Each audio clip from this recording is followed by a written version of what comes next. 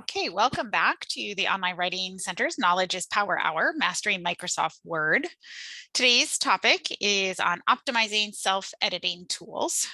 Specifically, we're going to talk about font style and size, line spacing, compressing images for a manageable file size, updating grammar and spell check options to adhere to APA, and also changing sentence case to title case and vice versa, which is often something we need to do in our reference lists. So I'm going to stop sharing my PowerPoint and bring up the sample paper that we have been using for these sessions.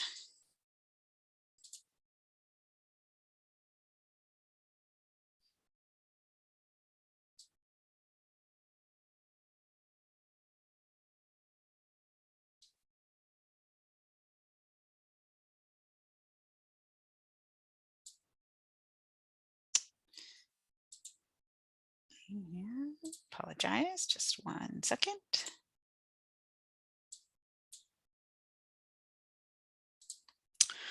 Okay, so we're going to go through, I'm not going to go through quite in order, as I just mentioned, because I've brought up my document and I do have an image here. So I'm going to start with how you compress an image files or when it's in your document so that your document file size doesn't get too big.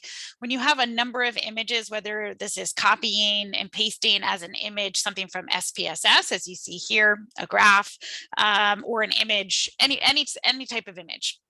Some images can be inserted and really enhance the file size of your document. So when you're beginning to email your dissertation or any other document back and forth with a faculty member, with an outside reader trying to upload it, that file size can be too big. So you want to make sure that your images are compressed so that the exchanging of that document isn't hindered by its file size. To do this, it's fairly easy. You're going to click on the image itself. That's going to select it. You'll see here a few menu options. Layout options are going to pop up. We're not worried about the layout right now. What we're looking to do is actually come up to the top of the page and click on picture format. And then under the adjust options here on the top of the page, you want to click on compress picture. Okay, and this is going to bring up a few options for you. You can apply it only to this picture. If you unselect that, though, you can apply it to all of the images in your document, or you can do one image at a time. If you've cropped, you can delete any cropped areas from there. So you'll see here, use default resolution is what's selected. I recommend that you use the email to minimize the document size for sharing. So that's really the goal here, is that we're trying to minimize our file size to make sure that we can easily send it back and forth from person to person and or upload it where it needs to be uploaded. And then you would click OK. And that's it. That is how you are going to compress your file size or your image size so that your file size doesn't get too big. And again, you can do that to a single picture at a time or to all of the pictures at once in your document. Okay, so I'm going to come back up to the top of my page to my document now. So remember, this is a sample dissertation that we're looking at, and we've gone through in these Word sessions, updating this document for how it needs to look for the 7th edition. I'm going to talk a little bit about line spacing and spacing after a paragraph. So we want the document, this is per APA as well as per the Chicago School guidelines, you want the document to be double spaced. So all of your line spacing should be double spaced throughout. The only exception to that, as we mentioned in the last session, is in tables and figures. You can single space text in tables and figures if it makes that table or figure more readable. But everything else should be double spaced. That includes the title page, the abstract, the table of contents, and your reference list as well. I do recommend too, anytime you're manipulating your formatting in a document, that you want to come to this home tab and turn on the show hide function. Just as a reminder, the show hide shows you everywhere you have manually inserted formatting into your document.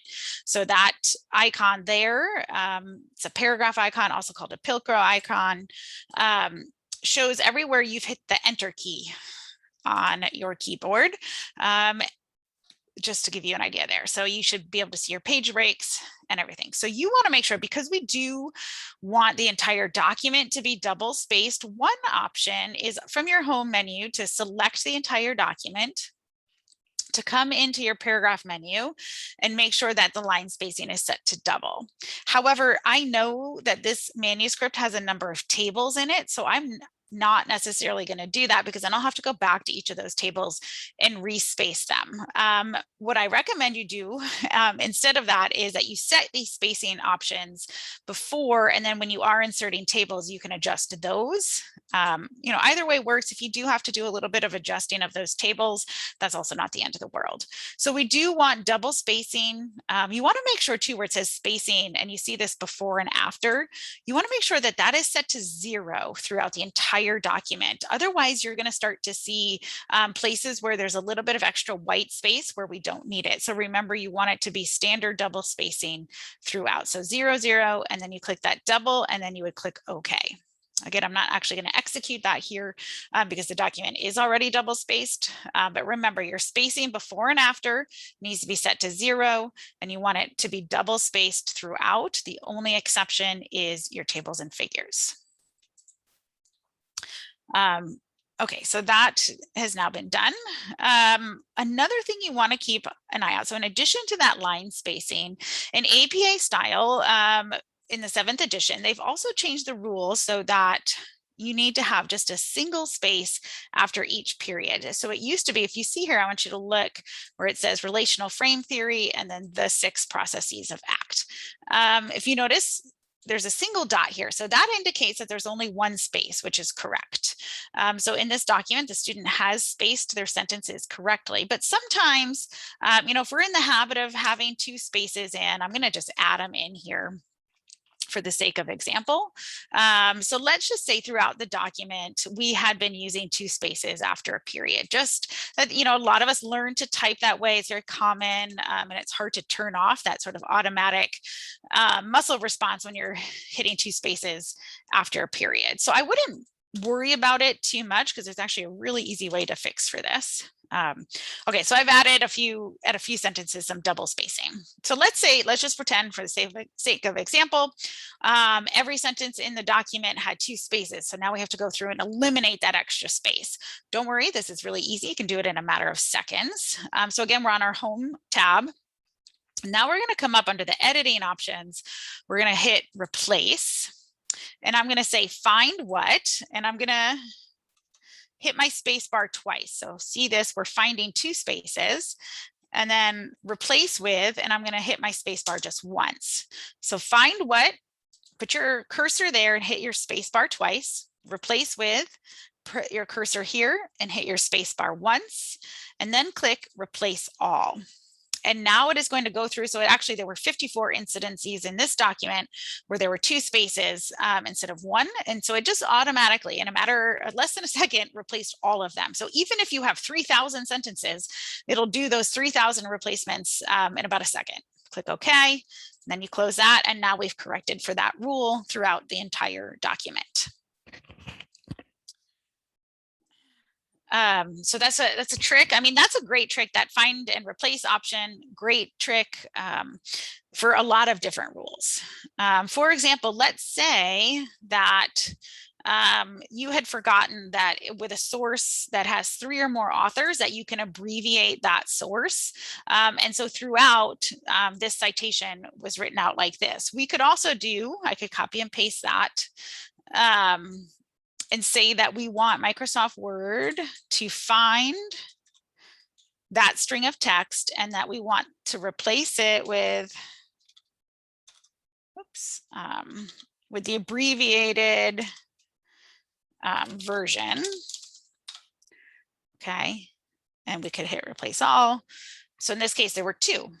So it went through. So this is a time saver. So as you're doing the self-editing process for formatting APA style rules, use that find and replace function to your benefit. So you don't necessarily have to go through and make all of these tiny little edits throughout the entire document.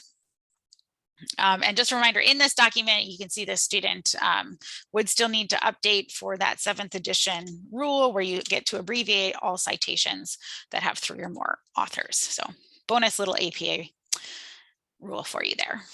So let's talk now, continuing on with this APA.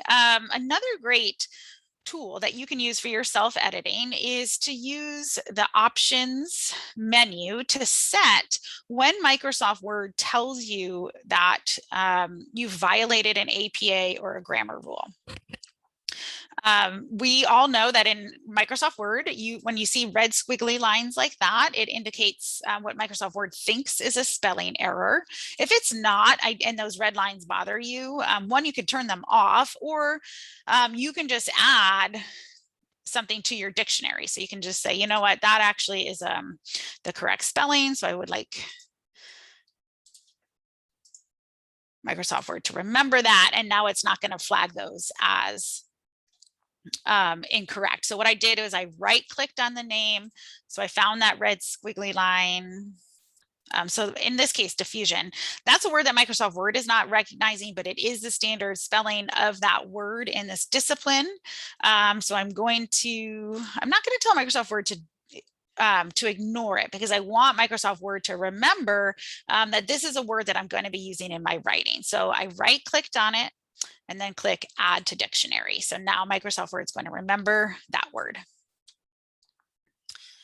Sometimes you see blue lines too. So blue lines are what indicate grammar rules. Sometimes they're correct, sometimes they're not. So in this case, like sometimes Microsoft Word doesn't necessarily understand the context of a sentence. So just because you see that blue line doesn't necessarily mean you have an error. You really want to make sure that you double check the context of the sentence, that you are familiar with grammar rules yourself, so that you can discern, is that something that needs to be edited or is it not? And to help you in that process, you can, again, set up what Microsoft Word is actually flagging. So we're going to do that by clicking on our file option here. And at the very bottom, you see options. So we're going to click options. From here, you want to click on proofing, because proofing, that's what that is. Those red and blue lines under your words are a proofing. And then here you say, when correcting spelling and grammar in Word. So you see this highlighted heading here, when correcting spelling and grammar in Word, and these are the options. So you can have it, again, you can have it check spelling as you type or not. If that bothers you, you don't have to have it turned on. You can always turn it on after the fact when you're ready to go through the self-editing and proofing process. I personally like to have it on as I go. Same with grammar, you can have it mark it as you type or not. You can do it later. You can have it flag frequently confused words. You can have it recommend where on the page you want to see those recommendations. So there's a number of options. You can play around with all of these. But what I want to show you is if you click under writing style, and there's a few options, grammar and refinements or just grammar. I want you to click on, make sure it says grammar and refinements, and then click on settings. Now here is where you can customize, again, what Microsoft Word is showing you. So I want it, for example, to show me wordiness. So in APA, so this is an APA style. APA recommends, as we know, economy of expression, smoothness of expression. So that really means being as concise as possible and as clear as possible in our writing. So it is helpful to have Microsoft Word flag. And again, remember, it's not going to be perfect. No speller, grammar, Grammarly, none of these tools are perfect. However, having it flagged does help you double check and make you go back and reread that passage to make sure it is correct. So you want to have it check for wordiness, words that express uncertainty. That's a good one because that might be something that's not as clear as it could be in your writing. Formality. So we want to make sure we're flagging colloquial phrases, contractions. We can't use contractions in our academic, informal. Opinion markers, prepositions at the end of the clause, slang. So these are all things that APA recommends we avoid in our academic writing. So we might as well have Microsoft Word, to the best of its ability, tell us if these are present in our writing. You can even have it check for inclusiveness and bias. Remember, this isn't perfect, but I do recommend let's have it check for all of these. Punctuation errors. So we want it, so the Oxford comma, that's what Microsoft Word calls it. That is the serial comma rule in Microsoft Word. So you do want to make sure it's checking to have that. Make sure you have your Oxford comma in there. Check if there's unnecessary commas, superfluous, vague verbs. Cliches, yep, I think that's a good one to check. Conventional or local specific, so this is like jargon, colloquialisms. Right, so you can go through, I mean, if you want to just check it all and see what happens, you can do that. You can play around with it a little bit. So I have almost all of the standard grammar rules checked in mine. Very specifically too, I want to make sure that you have the passive voice checked on here because Microsoft Words, yep, so jargon, you want to have it checked for passive voice. If you can word something more simply, I think it's great to see that recommended. So now we'll do okay. We're going to click okay. All right, so now, I mean, this document is a fairly well-written document. So not much more has been flagged than already was flagged in this document. If you notice here, though, these blue lines are showing us. And so if you click on it, it's going to say a simpler word here would be clearer for your reader. All right, and that's true. I mean, it's not wrong the way the student has written it, but you know, it might be helpful to consider. Can I make my sentence a little bit clearer? Right, so you can hear it saying that this is a little wordy. Right. So again, this is just a helpful tool. If you find it distracting, I recommend not having any of these rules turned on while you're actually writing. But you can turn them on when you're done with your writing, when again, you're in that self-editing and you're in that self-proofing process. Scroll down now to our reference list in this sample document. So here's an example. I just want to go back. Actually, I'm going to jump down. So this is one of the appendices of this dissertation. So here's an example in your appendices where you might have a number of images, right? And so I would definitely compress these images because this file, the file size of this particular document is quite large. So again, I'm going to compress that picture. There, just a reminder of that, to look for images throughout the document. Okay, here is our reference list. And the reference list here is formatted for the most part correctly. We do have some elements that are missing. We do have a number of APA style webinars and resources if you want to learn more about the nuances of reference list style. But what I really want to cover today, because we're talking about Microsoft Word tools, is how to change a title from sentence case to, from title case to sentence case, or from all caps into sentence case. And I'm not seeing an example of it in the paper, so I'll just pretend like the student had accidentally used title case. So title case means that each major word in the title is capitalized. We will use title case on the title page. So your dissertation title or your paper title should be in title case. However, in the reference list, the titles of our sources, so the title of the actual article, the title of the book, the title of the web page, these per APA need to be what's called sentence case. And in sentence case, we capitalize it like we would a sentence. So only the first word is capitalized.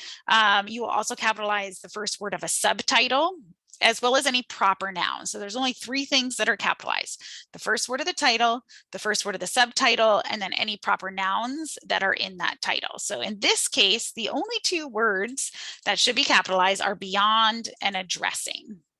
So it can be really tedious to go through and have to hit your delete, hit your delete key and replace with the correctly capitalized letter. So what you can do instead is you can select this, and then you're going to hold down your shift key, and then you're going to hit F3. So at the top of your keyboard, you see those function keys. So you hold down your shift key and then hit F3. So notice the first thing it did was made it all caps. That's obviously not what we want. So I'm going to do it one more time. So again, hold down the shift key, press F3, and now it has brought it all to lowercase. So now all I have to do is correct 2 letters instead of all of the letters in the title. Okay, so here's an example. Well, actually, this one's correct because this is a proper noun. That's the title of a manual, but let's pretend, again, for the sake of demonstration, that it's not. So I'm hitting holding my shift key down and hitting F3. The first thing it does is capitalize it. So I need to hit it one more time. And now it's all lowercase. All right, that is all the tips for today's Microsoft Word session. If you have any questions, reach out to us at Online Writing Center at thechicagoschool.edu. Thanks for joining.